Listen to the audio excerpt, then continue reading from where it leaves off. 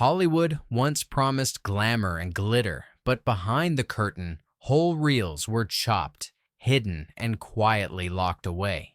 The so-called guardians of morality, the censors, decided what you could and couldn't see, trimming stories down to something safe and clean.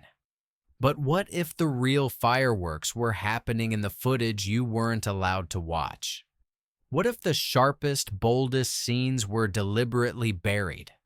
Let's dive into 15 jaw-dropping moments that studios erased to satisfy the Hays Code. Moments now back where they belong. Babyface 1933.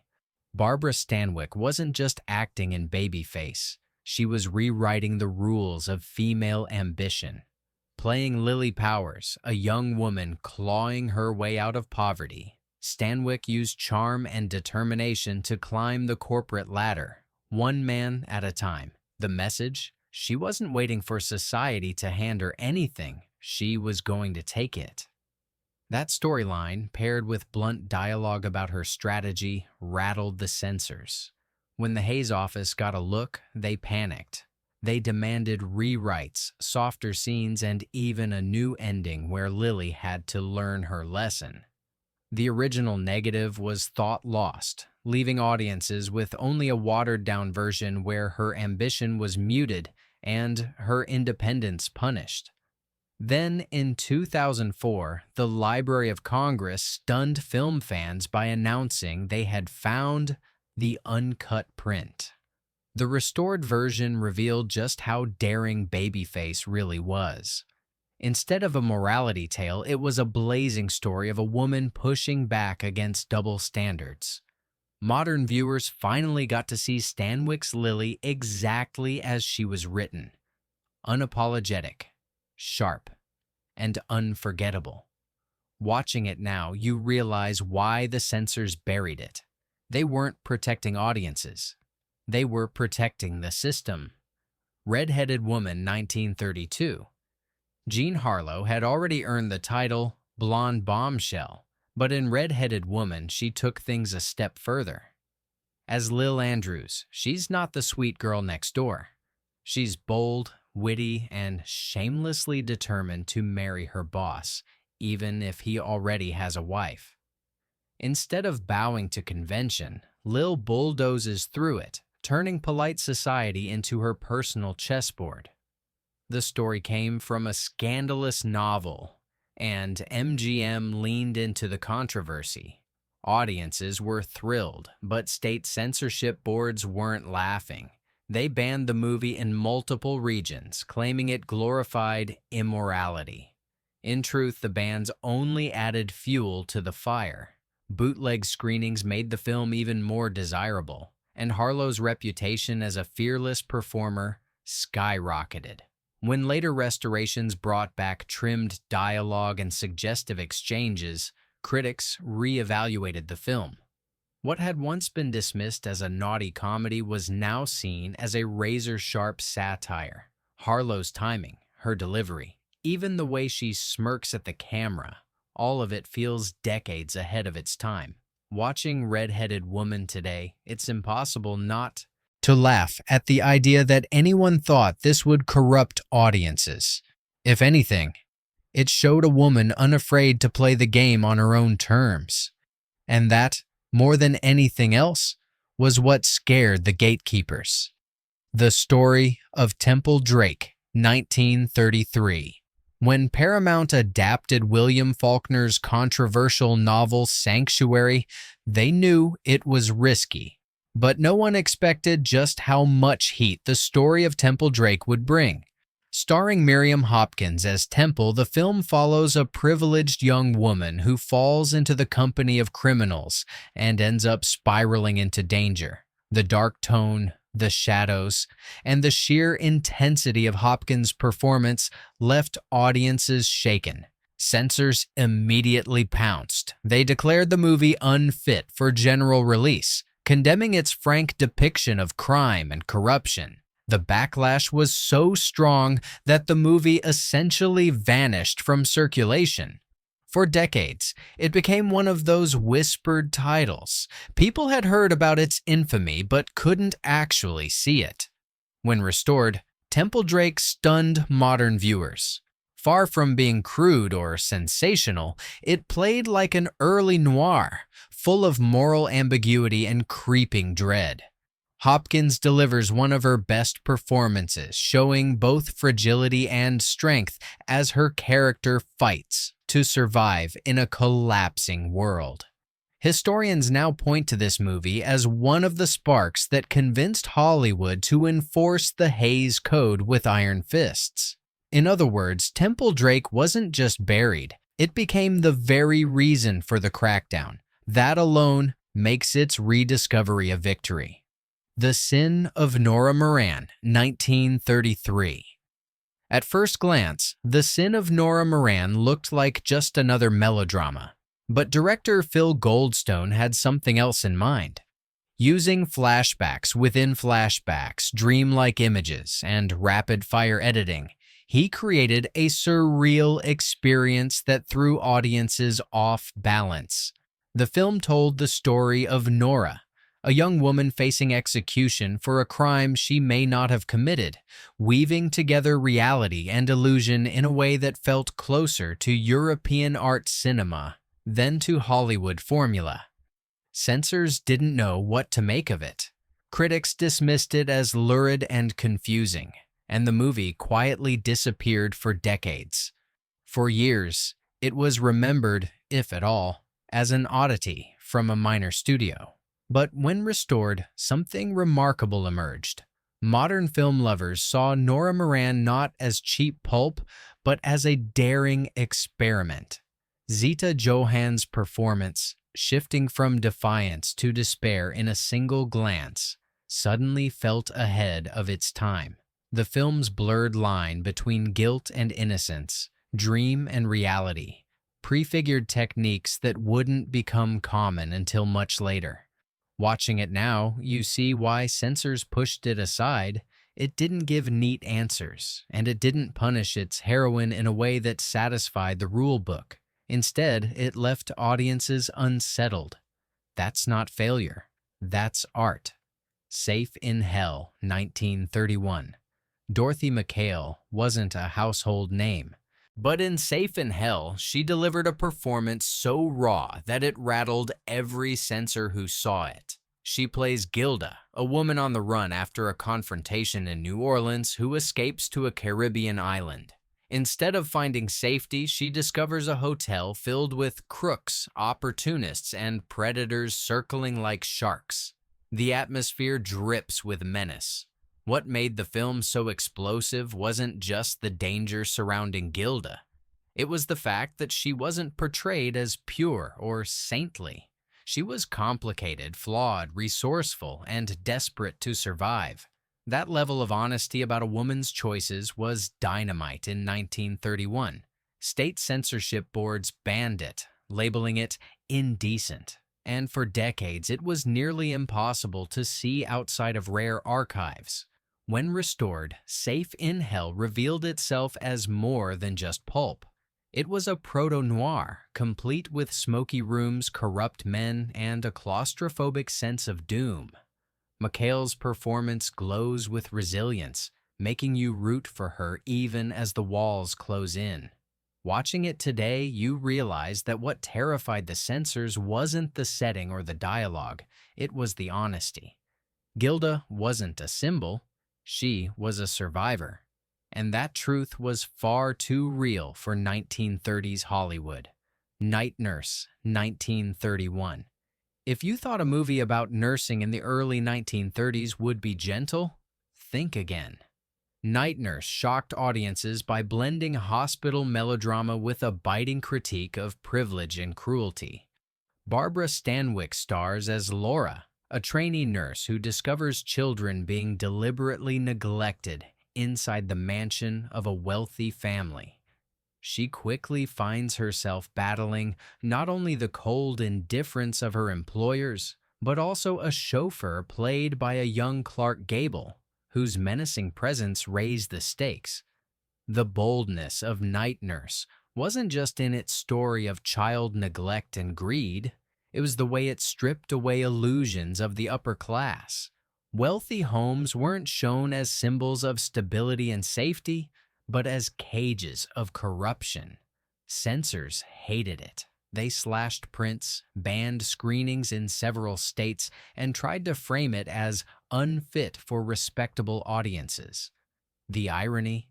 It was telling truths that were painfully relevant during the Depression. When the full version resurfaced, critics realized how powerful it really was. The film exposed the rot beneath privilege, wrapped in suspense that still grips today. Stanwyck's Laura is a heroine far ahead of her time, practical, gutsy, and unwilling to be silenced. Watching it now, you realize Night Nurse wasn't buried because it was cheap or tasteless. It was buried because it was too honest. That's the kind of sting the Hays Code couldn't tolerate. 3 on a Match, 1932. Depression-era America was filled with desperation, and 3 on a Match captured it with nerve-jangling precision. The film follows 3 childhood friends, played by Joan Blondell, Anne Dvorak, and a young Bette Davis, whose adult lives veer down very different paths. The shocker comes from Dvorak's character, who abandons her family, falls into reckless living, and spirals toward a harrowing conclusion involving her child. For 1932, this was dynamite. Scenes of addiction, neglect, and criminal entanglements weren't wrapped in polite metaphors, they were shown with brutal directness. Censors erupted, condemning the film as dangerous, immoral, and too disturbing for mass audiences. Yet it was precisely that honesty that made the film resonate with Depression-era audiences, who saw echoes of real-life struggles on the screen. Buried for decades and dismissed as a problem picture, 3 on a Match was rediscovered as one of Warner Brothers' most electrifying dramas. The clipped pace, gritty realism, and sharp dialogue feel closer to noir than to the glossy melodramas of the time. Today, it's seen as a daring film that refused to sugarcoat the collapse of a life and the ripple effect it has on everyone around. If you want to know why the Hays Code came down like a hammer, this movie is Exhibit A. Call Her Savage, 1932. Clara Bow was already famous as the it girl of the 1920s, but Call Her Savage was her fiery farewell to Hollywood. Playing NASA Springer, a headstrong socialite with a quick temper, Bow dives headfirst into scandal after scandal. From reckless romances to shocking family revelations, the film gallops from one explosive moment to another with wild energy. Critics at the time were horrified. They described it as shameless, indecent, and chaotic. State censorship boards banned it outright or hacked it down to half its original spirit. By the time the code arrived in 1934, the film had nearly disappeared, remembered more for its notoriety than its artistry. When restored, Call Her Savage revealed itself as a messy but unforgettable ride, perfectly matching Bow's own turbulent career. She wasn't playing it safe, she was going out swinging. Audiences today see it not just as a scandal movie, but as a statement. Clara Bow refusing to go quietly. Watching her tear through the story, you realize this wasn't just entertainment. It was a declaration of independence, and that's exactly what the censors couldn't allow. Scarface, 1932. Howard Hawks' Scarface wasn't just another gangster picture, it was the gangster picture that rewrote the genre. Starring Paul Mooney as Tony Camonte, a thinly disguised version of Al Capone, the film portrayed organized crime with a mix of raw violence and gleeful ambition. Machine gun shootouts, mob rivalries, and the rise and fall of a ruthless kingpin made it unlike anything audiences had ever seen. The censors lost their minds. They insisted on a new ending where the main character had to face punishment, forced Hawks to change dialogue, and even tried to block the movie's release. For decades, only a censored version circulated, leaving viewers with a tamer story stripped of its raw edge. When the original cut resurfaced, the difference was night and day. The restored version revealed a faster, darker, more daring movie. Suddenly, you could see why critics called it dangerous and why audiences called it thrilling. It wasn't glorifying crime, it was showing it in all its corrupting force. Scarface became such a cultural landmark that decades later it inspired Brian De Palma's 1983 remake, which ran into censorship battles of its own. The lesson? You can try to bury a story, but if it's powerful enough, it'll claw its way back. Female 1933. Ruth Chatterton wasn't just playing a strong woman in Female. She was flipping the script entirely. As Allison Drake, the head of a booming automobile company, she's not the dutiful secretary or the love interest. She's the boss, confident, commanding, and unapologetic. And in a daring reversal of Hollywood norms, she treats her male employees the way male executives had been shown treating women for years. Enjoy their company, then send them home. For 1933, this was explosive. Audiences weren't used to seeing a woman in control, not just of business, but of her personal life. Some critics called it refreshing, others called it indecent, and censors hated it. They feared it might give women the wrong ideas. By the time the code hit full force in 1934, Female was chopped, shelved, and largely forgotten. When restored decades later, the film played like a revelation. Instead of a relic, it looked like a satire far ahead of its time. Chatterton shines in a role that pokes fun at double standards while daring audiences to imagine a different balance of power. Watching it now, you realize the censors didn't bury Female because it was bad. They buried it because it was too sharp, too modern, and far too honest about gender politics. And that's exactly why it deserves to be seen. Blonde Venus, 1932. Marlene Dietrich was already a star when she made Blonde Venus, but this movie proved just how much of a lightning rod she could be. Playing Helen Faraday, she's a devoted wife forced to return to nightclub performing to support her family. But once she's back in the spotlight, temptation pulls her in unexpected directions, including an entanglement with a wealthy benefactor. What drove censors wild wasn't simply Dietrich's cabaret glamour. It was the way the story blurred the line between duty and desire. Helen wasn't a cardboard saint. She was a woman making complicated choices. That level of honesty, paired with Dietrich's smoky charisma, was too much for the Hayes office. They hacked away at suggestive moments, cutting performances and softening exchanges. For decades, Blonde Venus was remembered less as a film and more as a controversy. But restorations finally revealed it for what it truly was. A lush, atmospheric drama anchored by one of Dietrich's finest performances. Her command of the screen is magnetic, her costumes dazzling, and her emotional range unforgettable. Today, the very scenes that censors buried are the ones that make the movie timeless.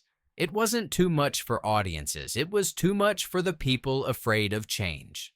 Island of Lost Souls, 1932.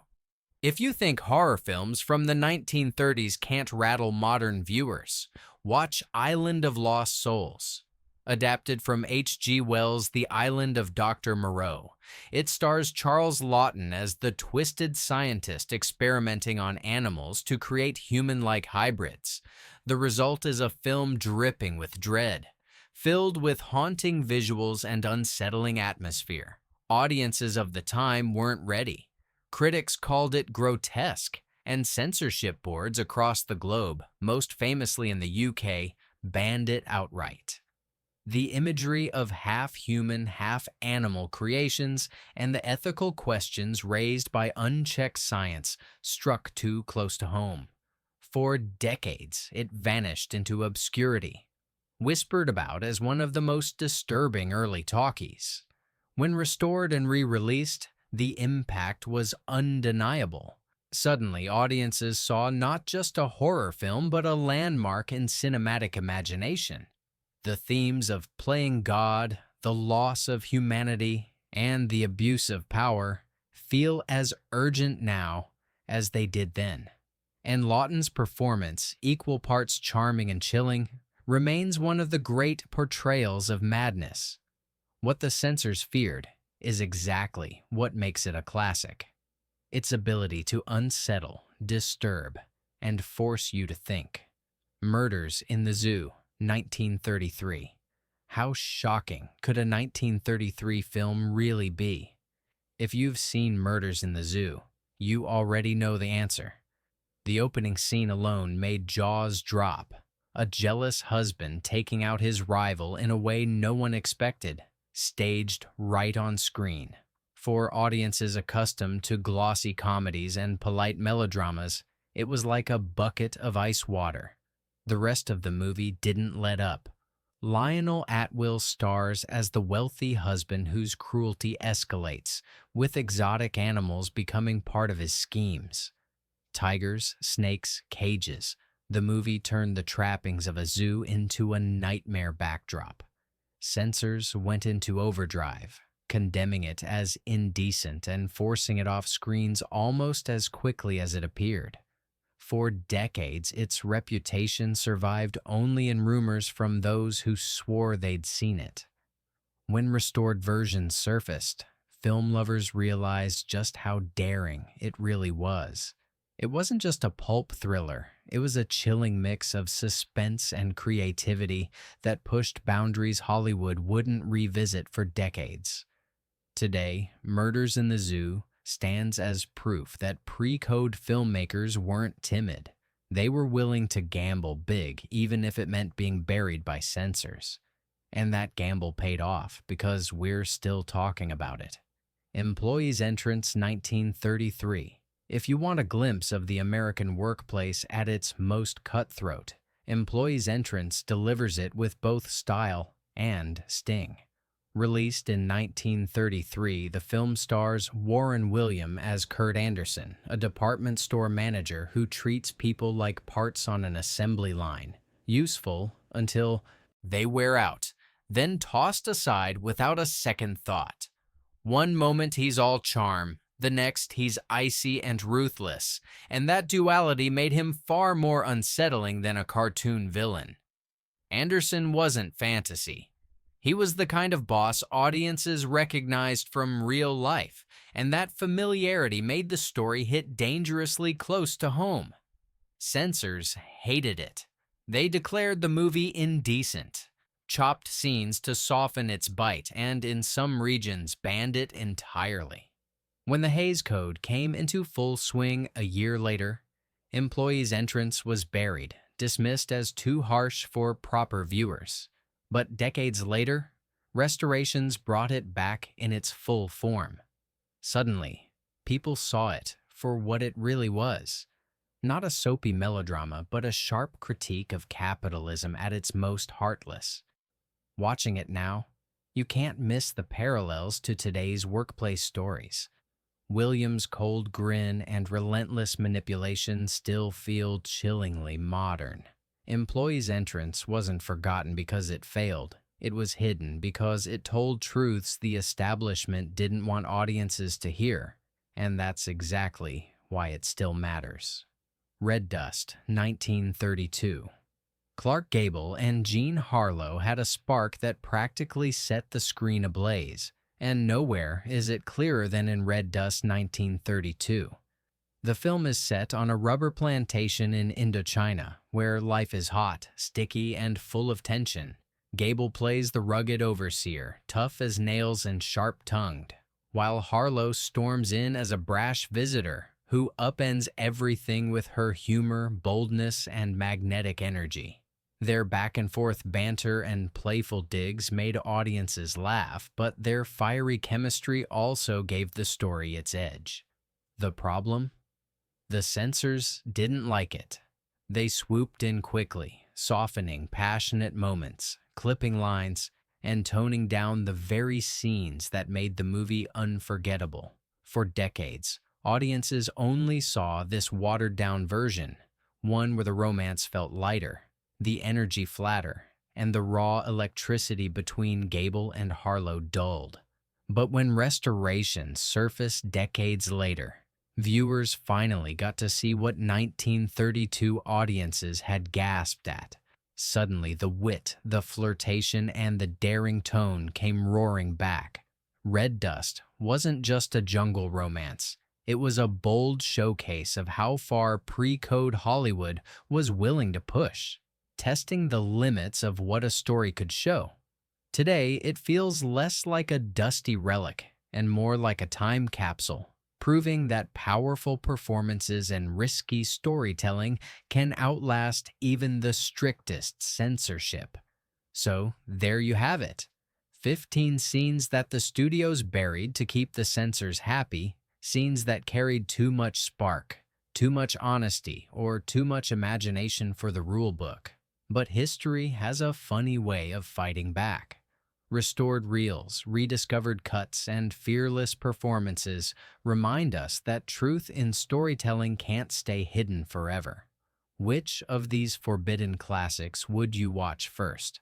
Drop your pick in the comments, and don't forget to subscribe for more hidden Hollywood stories.